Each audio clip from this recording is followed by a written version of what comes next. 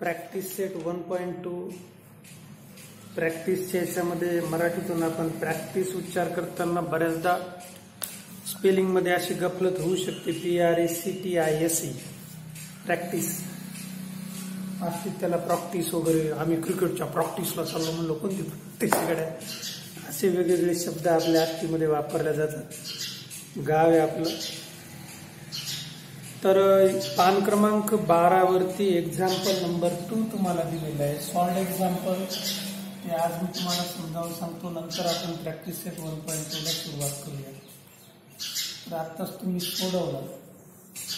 या practice set 1.2 वरती तुम्हाला एकंदरीत 2 महत्वाचे गुणधर्म आणि त्यावर आधारित प्रश्न राहणार आहे. पहिला गुणधर्म आहे अँगल बायसेक्टर थेरम. मराठीतून आपण त्याला म्हणतो कोन दुभाजकाचा गुणधर्म. आणि दुसरा गुणधर्म आहे 3 समांतर रेषा. कोणता रे? इन ट्रायंगल PQR सेगमेंट ते थेरम आहे बघा. प्रमेय येते RS बायसेक्ट अँगल R. तर प्रश्न असा दिलेला आहे in triangle PQR segment RS बायसेक्ट्स angle R. If PR is equal to 15, PR बरोबर किती दिलाय? 15. RQ is equal to 20 is. PS is equal to 12. PS बरोबर 12. Then find SQ. 2 गुणांसाठी बोर्डाच्या परीक्षेमध्ये हा प्रश्न विचारला जातो. विशेष महत्वाचं म्हणजे तुम्ही आता मी सांगतोय ते ऐकणार आहात. त्याचबरोबर तुमच्या परिचयातील, तुमच्या ओळखीचे किंवा नात्यातील जे तुमचे मित्रमैत्रिणी असतील. काल सामाजिक न्याय विभाग महाराष्ट्र राज्य याचे जे मंत्री आहेत धनंजय मुंडेजी यांनी काल एक निर्णय घोषित केला की या वर्षीपासून म्हणजे 2020-21 आणि 21-22 पासून अनुसूचित जाती जमाती म्हणजे SC आणि ST मधील जे मुलं वर्ग 10वीला आहेत त्यांना 11वी 12वीची तयारी करण्यासाठी 10वीला जर त्यांना 90% किंवा 90% पेक्षा जास्त मार्क पडले तर त्या मुलांना 2 लाख रुपये अनुदान भेटणार आहे शिष्यवृत्ती. किती? 2 लाख. म्हणजे 90%च्या वरती जर गुण पडले त्या मुलाला तर मग वर्ग 11वीला त्याला 1 लाख रुपये भेटणार. वर्ग 12वीला किती भेटणार? 1 लाख रुपये. तर तुमच्यापैकी सांची त्या कॅटेगरीमध्ये येते. आणि त्यामुळं आता झालं काय की आता ही सोपं वाटतं आपल्याला 90% मार्क घेणं. परंतु आता परीक्षा जी होईल तर हळूहळू बरोबर 1-2 वर्षामध्ये परीक्षा एकदम टाईट होईल. हा सर्वोत्तम उपाय आहे की आता ज्या काही परीक्षा होतील इथून पुढे 10वीच्या तर त्या परीक्षा म्हणजे परीक्षाच होतील या वर्षीपासूनच. कारण मारामाऱ्या लागतील. डायरेक्ट 1 लाख रुपये म्हणजे रक्कम थोडी नाही ना. आणि आपला हा समज असतो की SC ST म्हणल्यानंतर फक्त त्याच्यामध्ये बौद्ध समाज येतो, तसं नाही. त्यामध्ये बी भरपूर जाती येतात आणि बऱ्याचशा जाती आपल्याला माहिती नसते की या SC मध्ये आहेत किंवा ST मध्ये आहेत किंवा त्यांनाही माहिती नसतं. पण आता त्यांना माहिती होईल. ते कास्ट सर्टिफिकेटचा शोध घेतो ना आपण कशामध्ये SC मध्ये की ST मध्ये. कारण 2 लाख रुपये रक्कम थोडी नाही ना. तुम्ही 10वी झाल्यानंतर तुम्हाला 1 लाख रुपये शिक्षणासाठी शिष्यवृत्ती भेटणार आहे सायन्सचं, म्हणजे तुम्हाला क्लास लावण्यासाठी. आणि म्हणून तुमच्या ओळखीचं परिचयाचे जे गोरगरीब असतील बिचारे तर त्यांच्यासाठी ही सुविधा उपलब्ध आहे. 2.5 लाख रुपये वार्षिक उत्पन्न 2.5 लाखापेक्षा कमी पाहिजे पालकाचं उत्पन्न. आणि म्हणून ही शिष्यवृत्ती आता या शिष्यवृत्तीमुळं येत्या वर्षामध्ये मार्च 2022 मध्ये 10वीच्या परीक्षा आपल्या आष्टीमध्ये एकदम मारामारीच्या होतील. कारण मग त्याला कॉपी दिली, महापौरला का म्हणून नाही दिली, धर मास्तर की हान. या भांडणामुळे शिक्षक लोक आता कदरून काय करतील, कोणालाच कॉपी कोणालाच करू द्यायची नाही. आणि अशी फायटिंग पहिल्या दिवशी दिसल. कारण आज पेपरला ही बातमी सगळीकडे येईल, व्हॉट्सअपवरती मेसेज रात्रीच येऊन गेले. याचा फायदा असा होईल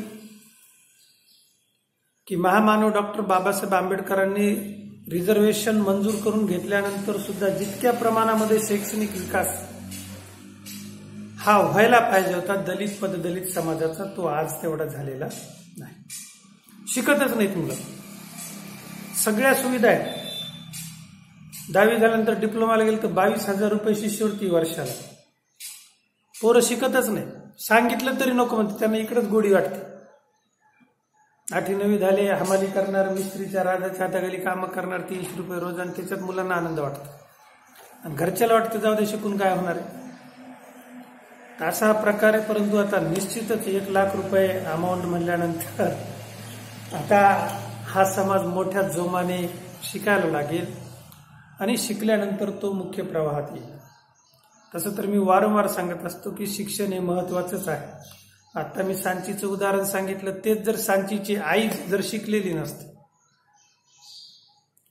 वडील जर सुशिक्षित नसते, वडील जर शिकलेले नसते, तर वडिलांनी पर्यायाने आईला काही संधी दिली नसती. म्हणजे वडील शिकलेले नसते तर वडीलही कुठंतरी रोजराजी करीत राहिले असते, आई पण कुठंतरी रोजराजी. आणि आता सांची सुट्ट्या आहेत म्हणून सांची सुद्धा आता कुठंतरी सरक्या लावायला किंवा खुरपायला गेलेली दिसली असते.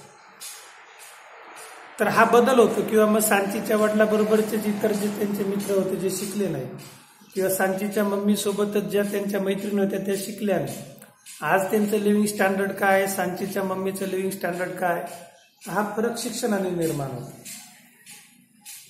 आता आपल्याकडे मजबुरीने म्हणा किंवा कशाने म्हणा बऱ्याचदा काय करतात की पालक आपल्या मुलामुलींचं लग्न लवकर करून देतात. त्याला बरीचशी काही कारणं असतील. आपल्याला त्या कारणाचा शोध घेणं किंवा नव्याने सांगायची काही गरज नाही. परंतु मी अगदी पहिल्या दिवसापासून क्लासला सुरुवात केली तेव्हापासून सांगतो की सर्वात महत्वाचं काय असेल तर ते सर्वात महत्वाचं आहे म्हणजे मुलींचं शिक्षण. नंतर मग पुरुषाचं शिक्षण किंवा मुलांचं शिक्षण घेतं.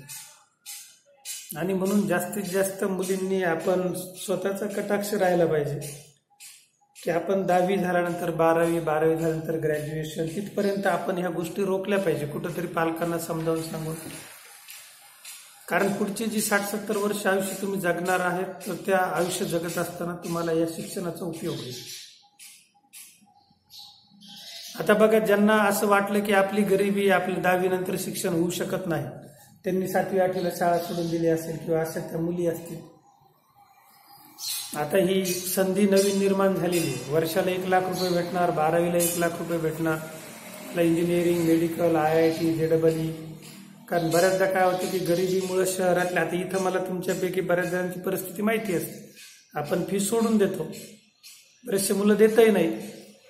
परंतु शहरामध्ये तिथं काही माहिती नसतं. लातूरला तुम्ही क्लासेसला गेले, औरंगाबादला, नांदेडला, तिथं तुमच्या अशी काही घेणं देणं नाही. शिक्षक तुम्हाला वर्गातच भेटतात, नंतर भेटत नाही. तुमची अगोदर पूर्ण पावती फाडून घेतात फीसची, मग तुम्हाला एक स्मार्ट कार्ड देतात. दारामध्ये 2 जण उभे राहतात. आता कॉम्प्युटर सिस्टीम आहे, ते कार्ड दाखवलं तरच तुम्ही मध्ये तुमची एंट्री होऊ शकते. कार्ड दाखवायचं मध्ये जायचं, लगेच तुमच्या पालकांना मेसेज जातो ऑटोमॅटिकली, तुमचा मुलगा क्लासला आला. प्रत्येक क्लासला तुम्ही जेवढे क्लास लावले त्या क्लासला तुम्ही हजर आहेत किंवा नाही, पालकांना मेसेज जातो. जसं मी तुम्हाला हजेरी घेऊन टाकतो, तिथं हजेरी घ्यायची गरज नाही. तिथं कॅमेरे बसवलेले असतात, तुमचं कार्ड स्कॅन झालं की लगेच मेसेज जातो. तर ही खूप मोठी संधी आणि खरोखर याबद्दल सन्माननीय धनंजय मुंडे साहेबांचे सर्व विद्यार्थ्यांनी आभार मानले पाहिजे, अभिनंदन केलं पाहिजे की त्यांनी अतिशय चांगला निर्णय घेतला. आणि मग आता ही मुलं 10वी झाल्यानंतर शहरात शिकायला जाऊ शकतील, क्लासची फी देऊ शकतील, आणि त्यांची फाईल सँक्शन होती मंजूर सर्वांनाच. फक्त अट एक आहे, 90, कमीत कमी 90% mark.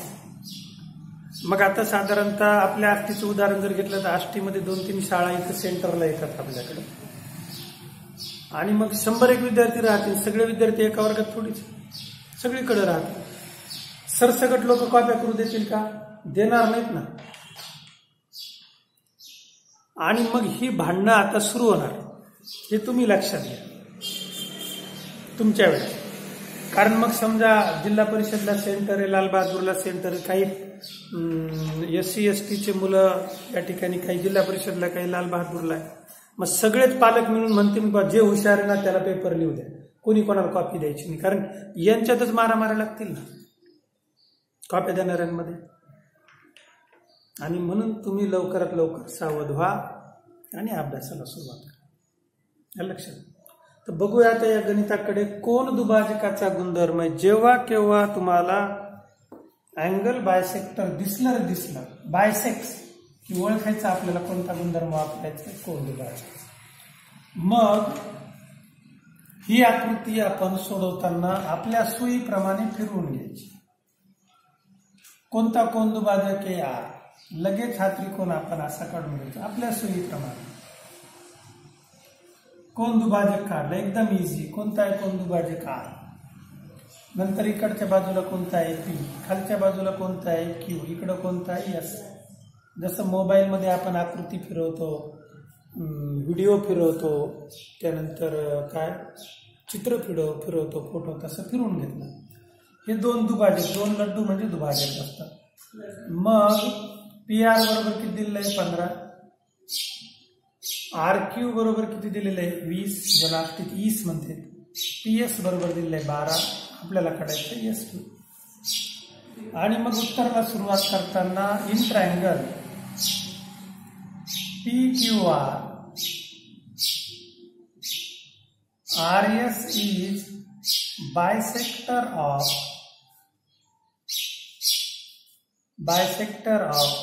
angle R. Therefore, using angle bisector property, काय लिहायचं तिथं, कोन दुभाजकाचा गुणधर्म. आता तुमच्या सर्वांचं सेम आहे म्हणून तुम्ही लिहायचं ABP माझा अँगल बायसेक्टर प्रॉपर्टी. कोन दुभाजकाचा गुणधर्म ABP माझा माहिती ना तुम्हाला, ज्ञानदा कदम येते बघा त्याच्यावरती बातम्या द्यायला. तो खांडेकर येतो, अशा मिशा वाढवलेला खांडेकर येतो. ABP माझा काय, मग इथून P पासून सुरुवात कर, PR भागिले RQ बरोबर PS भागिले SQ. आणि म्हणून आता दिलेलं काय, याच्यामध्ये आता आपल्याकडे जागा कमी आहे, तर जागा ती संपलीच. वरती तुम्ही लिहून घेतलेलं हिरवं पुसून टाकतो. आता ही आकृती मूळची तुम्ही सर्वांनी काढली, पुसू का. तर नंतर आता ब्लॅक इंक मध्ये सोडवतो. PR भागिले RQ, PR ची किंमत ठेवायची. Therefore PR is equal to 50, RQ is equal to 20, that is equal to PS 12 and SQ काढायचं. Therefore क्रॉस मल्टिप्लिकेशन केलं 15 गुणिले SQ बरोबर काय 12 गुणिले 30 तिरपा गुणाकार. आणि म्हणून SQ is equal to, therefore SQ is equal to 12 into 20/50. मग 3च्या पाड्यामध्ये 15 येतात, 3ने आपल्या गरिबीचा भाग द्यायचा. 3 5 15, 3 चौक 12, 5 1 5, 5 चौक 30. आता शिल्लक राहिले. Therefore SQ is equal to 4 into 4, मराठीतून काढतो डिझाईन बार 4 गुणिले 4. Therefore SQ is equal to किती आले 16, आणि म्हणून SQ बरोबर आले 16.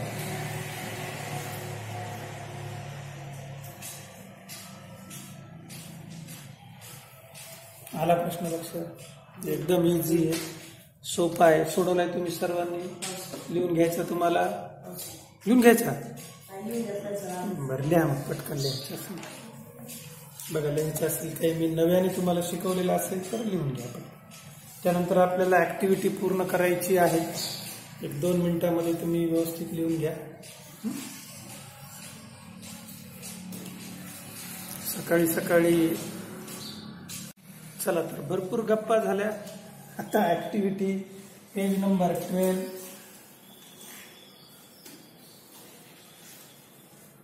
आता सगळे मुलं रेग्युलर शाळा करतील, क्लासला येतील आणि परीक्षेच्या वेळेस धप्पाकुटी सुरू. माझ्या पोराला कॉपी दिली, त्याच्या पोराला कॉपी नाही दिली. ही भारी फॉर्म्युला आहे कडे. मग सगळे कदरून म्हणतील कोणाला द्यायची नाही. चला ज्याच्या पोराला पडत त्याच्या पोराला. चला तर आकृती काढा. ऍक्टिव्हिटी या ठिकाणी पेज नंबर 12 वरती ऍक्टिव्हिटीची आकृती आहे. 2 समांतर रेषा. 3 समांतर रेषांना एका छेदिकेने छेदल्यानंतर काय होतंय तो गुणधर्म आपण बघितला. When 3 parallel lines are intercepted by a transversal, then the intercepts made by one transversal T1. The ratio of intercepts made by one transversal T1 is exactly equal, congruent, same to the ratio of transversal म्हणजे आंतरछेद made by second transversal. A, B, C, D, E and F. The lines, suppose really, I mean, here we have given AC is equal to 5.4, then CE is equal to 9, BD is equal to 7.5, and DF that we have to calculate. आता काल सांचीच्या वडिलांनी आईने ह्या बातम्या बघितल्या असतील. आता सांचीची 10 महिने काही खैर नाही. कर अभ्यास, उठ, कर अभ्यास, उठ, कर अभ्यास. तर हे सुरू झालं असं आज पहाटेपासूनच. तर निश्चितच याचा खरोखर सर्वच यांना फायदा होणार आहे. तूही चांगला अभ्यास कर जेणेकरून 90% वरती मार्क पडतील. म्हणजे पुढच्या वर्षी लातूरला शाहू कॉलेजला ऍडमिशन मिळेल. ₹1,00,000 ही शिष्यवृत्ती अनुदान आहे. 24 महिन्यात ₹2,00,000 भेटणार. रक्कम काही थोडी नाही. आणि चांगली डॉक्टर होय, इंजिनियर होय, तुझी जी इच्छा आहे ती पूर्ण कर. तर 3 समांतर रेषांच्या आंतरछेदनाचा गुणधर्म आहे. आपण परवा याची सिद्धता बघितली. 3 समांतर रेषांना एका छेदिकेने छेदल्यानंतर या 3 समांतर रेषा एका छेदिकेने छेदल्यानंतर होणाऱ्या आंतरछेदाचे गुणोत्तर AC/C.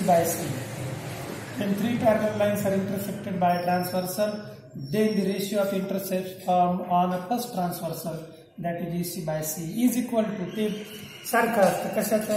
त्या 3 समांतर रेषांना दुसऱ्या छेदिकेने छेदल्यानंतर होणाऱ्या आंतरछेदांच्या गुणोत्तरा एवढंच असतं. That is equal to the intercepts made by second, otherwise another transversal on a same parallel line. So we have AC/C is equal to BD/DF. म्हणून उत्तर लिहिताना या ठिकाणी ऍज शोन इन फिगर, अगोदर ऍक्टिव्हिटी शीट सोडवताना सगळं सोडून घ्यायचं, मग ते डब्बे भरायचे. As shown in figure in Marathi you have to write आकृतीत दाखविल्याप्रमाणे. As shown in figure we have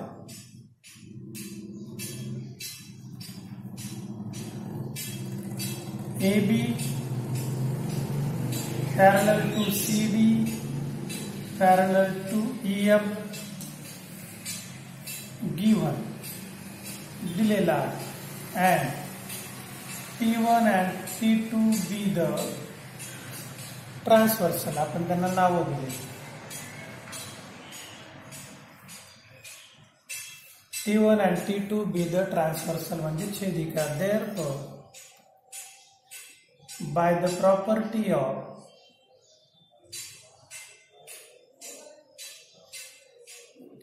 three parallel lines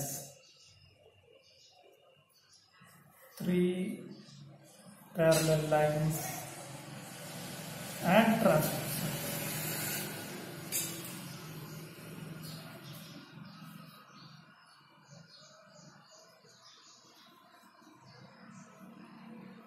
coil AC divided by CE is equal to BD divided by DF. AC divided by CE is equal to BD divided by DF. Therefore, AC is equal to 5.4, CE is equal to 9, BD is equal to 7.5, DF आपल्याला काढायचं, calculate करायचं. आता सगळीकडे दशांश आले म्हणून वचकून किंवा दचकून जायचं नाही, इझी सोडवायचं. कसं ते बघायचं. तिरपा गुणाकार करून घेतला 5.4 इंटू DF, अंश गुणिले छेद, numerator into denominator, DF is equal to 7.5 into 9. Therefore, DF is equal to 7.5 into 9 divided by 5.4. जे गुणाकारात आहे 5.4 ते झाले छेदामध्ये. डाव्या बाजूला बघा आता. Therefore, म्हणून DF is equal to, DF बरोबर काय येणार आहे की दशांश कॅन्सल केले तर 75 गुणिले 9 भागिले किती आहे 54. तर 5 4 9 सगळे 9च्या पाड्यातल्या संख्या आहे. 3चा पाडा तुम्हाला सर्वांना पाठ आहे. 9चाही पाठ असेल तर 9 ने भाग दिला, 9 1 9, 9 सख 54, पुन्हा 3 ने भाग दिला, 3 दुनी 6, 3 दुनी 6 ठरवायला 1 3 5 15. म्हणून DF बरोबर किती आलं 25 भागिले 2. 25 ला 2 ने भाग दिला, 2 1 2, 2 दुनी 4, 1 राहिला, 2 पंचे 10. आणि म्हणून DF ही बाजू बरोबर किती 12.5, 12. राईट. व्यवस्थित लिहून घ्या, एका खाली एक लिहा, माझ्यासारखं लिहू नका. आणि मग ते ऍक्टिव्हिटी शीट मधले डबे भरा. ज्यावेळेस जेव्हा किंवा ऍक्टिव्हिटी शीट आलेली असते त्यावेळेस संपूर्ण प्रश्न व्यवस्थित सोडून घ्यायचा. सोडून घेतल्यानंतर मग त्या ऍक्टिव्हिटी शीट मधले जे कप्पे दिलेले आहेत, ज्याला आपण आष्टीमध्ये डबे म्हणतो, ते डबे भरायचे आणि जायचं पांदीला निघ. चला, पान क्रमांक 13, पेज नंबर 13, ऍक्टिव्हिटी नंबर 2. दुसरी ऍक्टिव्हिटी आता पूर्ण करून घेऊया. कशा पद्धतीने सोडवायचे ते समजावून घ्या आणि मग नंतर त्या ऍक्टिव्हिटीमध्ये आलेले जे डबे आहेत, डबे म्हणजे बॉक्स आहे, ते भरायचे. वादी झोपतने लागली ना, झोपू ना. तर आता बघूया या ऍक्टिव्हिटीमध्ये कृती दिलेली आपल्याला.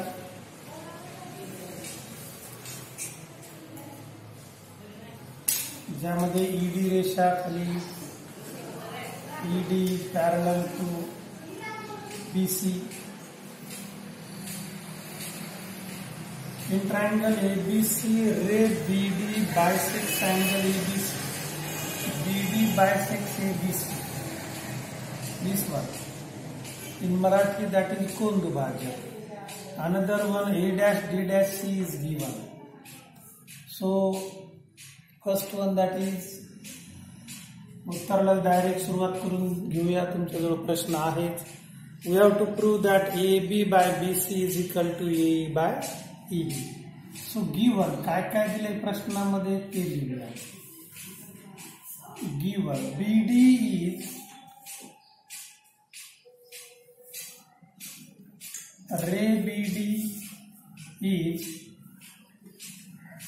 angle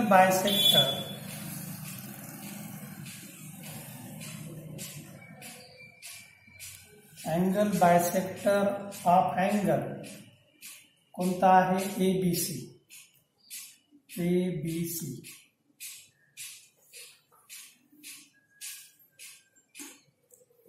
दुसरं दिलेलं आपल्याला DE parallel to BC. A dash D dash C means D is in between A and C.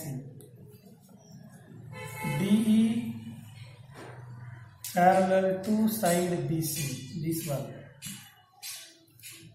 Then A dash B dash P इकडची बाजू दिलेली, A dash E dash P to prove, यावरून सिद्ध करायचं आहे जे साध्य A B by B C is equal to A by E बी.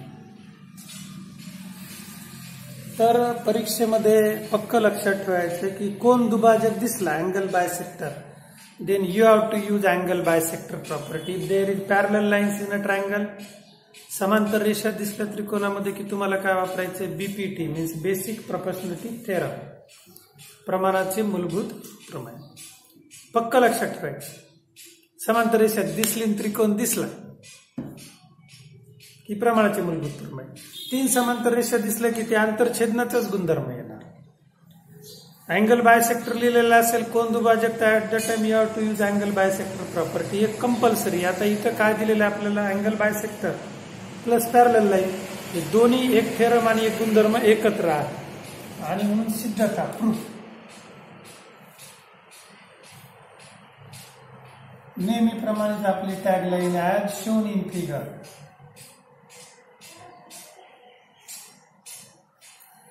काय दाखवलंय आकृतीत, सर्वात सुरुवातीला आपल्याला दिलेलं आहे BD is angle bisector. Ray BD रबडी नाही, ray BD is a angle bisector.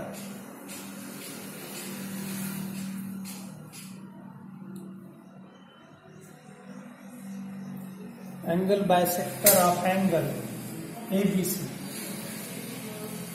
एबीसीचा कोण दुभाजक आहे म्हणून ती आकृती आपण या ठिकाणी जर काढून घेतली अशा पद्धतीने बीडी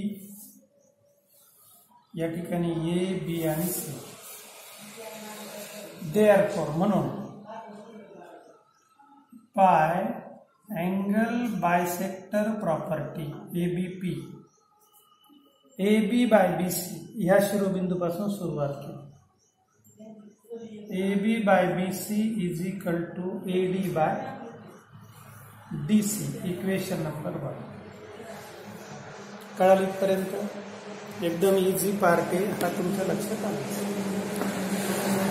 आता दुसरं आपल्याला काय दिलेलं इथं, D E parallel to B C. मग बीपीटी आपल्याला वापरायचं आहे. तुमच्यापैकी 2 जण वादे आणि सांची हजर होते बेसिक प्रोपोर्शनॅलिटी थेरमला, त्यासाठी बघा इन ट्रायंगल एबीसी काय दिलेलं आहे, E D parallel to B C. Therefore using B P T we get. मग बीपीटी साठी ती आकृती काढली. ईडी दिलेला आहे, समांतर आहे बीसी. तर इथपर्यंत लिहून घ्या, मग आपण याचं गुणोत्तर लिहू. तर ही आकृती झाली, इथं काही काम नाही, तर वरती या ठिकाणी वरती लिहितो, उत्तर संपून जाईल. मग लक्ष द्या, आकृती काढलेली आहे तुम्ही पुस्तकात, आकृती आहे तुम्हाला. ते ब्लॅक झाल्यानंतर ब्ल्यू इंक मध्ये लिहितो. कोणतं गुणोत्तर येईल सांग वादे, बीपीटी वापरून सांग. हा एई बाय मोठ्याने सांग E B is equal to A D by D C. शाबास, एडी बाय डीसी. याला देऊया इक्वेशन नंबर 2. मग आता या दोघांची तुलना केली आपण, comparing 1 and 2. Comparing equation 1 and 2, समीकरण 1 आणि 2 ची आपण तुलना केली. तर मग आपल्या लक्षात येतं एडी बाय डीसी आणि एडी बाय डीसी दोन्हीकडे काय सारखं, आणि म्हणून काय मग A by EB is equal to AB by DC. Therefore A by EB is equal to AB by BC. AB by BC. Hence the proof. Correct? Green, black आणि blue GBB लिहा. चला तर दोन्ही ऍक्टिव्हिटी तुम्हाला समजल्या असतीलच. Live class या ठिकाणी सुरू आहे. माझ्या समोर इथं 3 विद्यार्थिनी, एकच तुमचा सर्वांचा आवडता विद्यार्थी पवन वादे बसलेला आहे. तर 2 ऍक्टिव्हिटी आणि एक प्रश्न आपण सॉल्व्ड एक्झाम्पल वर्ग 10वी भूमिती, बीजगणित, जॉमेट्री हे आजच्या पिरियडमध्ये म्हणजे 25 जून 2021 वार कोणता आहे? शुक्रवार ला एवढी गणितं बघितली. व्यवस्थित अभ्यास करा. तुम्हाला अभ्यासासाठी खूप खूप शुभेच्छा. बोर्डवरचं गणित व्यवस्थित उतरवून घ्या.